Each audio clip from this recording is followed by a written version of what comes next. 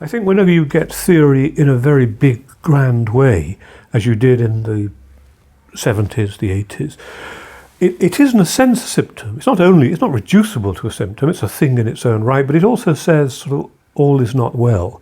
There's an urgent need for some reason or other to think through a practice again and to think it through intensively and radically. Theory is really what we do coming to a new kind of self-consciousness, reflecting upon its own assumptions in a new kind of way.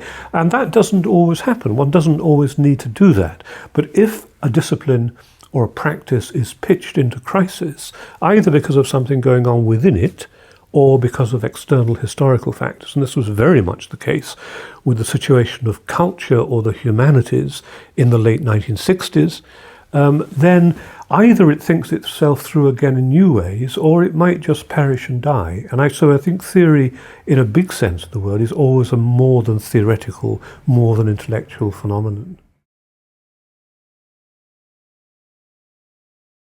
I'm very interested in fiction and the idea of fictionality. What is fiction? And I have been for some years.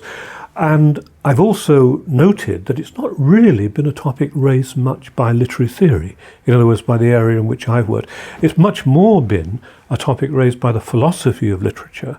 And in the new book, I'm really drawing a great deal on the philosophy of literature to say, look, you know, these notions are not just the pursuit of some, you know, eccentric Anglo-Saxon philosophers. They actually do, they go right to the heart of much of what we call literature.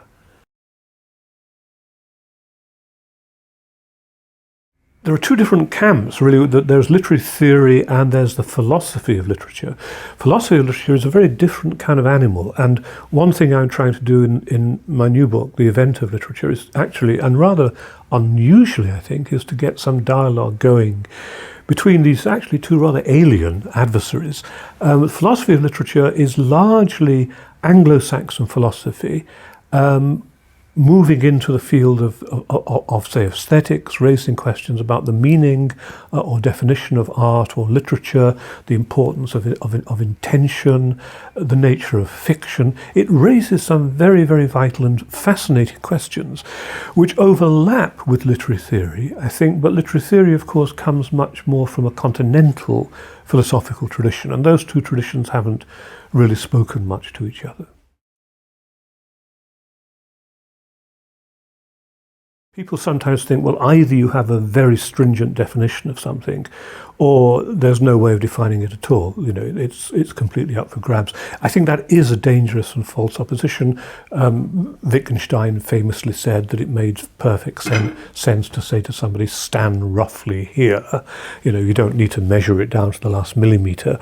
And I use a lot of Wittgenstein in the book because Wittgenstein has a sense of the roughness of language, the necessary roughness of definitions and ideas of things, without thereby conceding to some rather modish relativism in which nothing means anything. I think literary theory needs to be revived, in a sense, and its relevance rediscovered, and it's part of the aim of my new book to do that.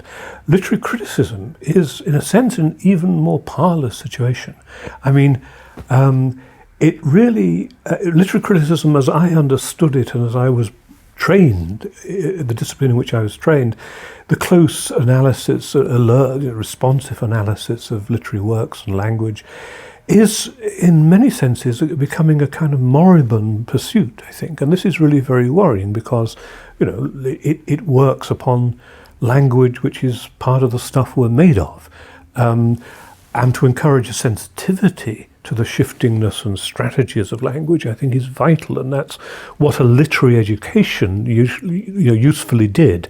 I think that's much less so today in English courses and literary courses. So, part of my perhaps rather middle-aged campaigning is to reassert or reaffirm the centrality of literary analysis in a sense, in a quite restricted way.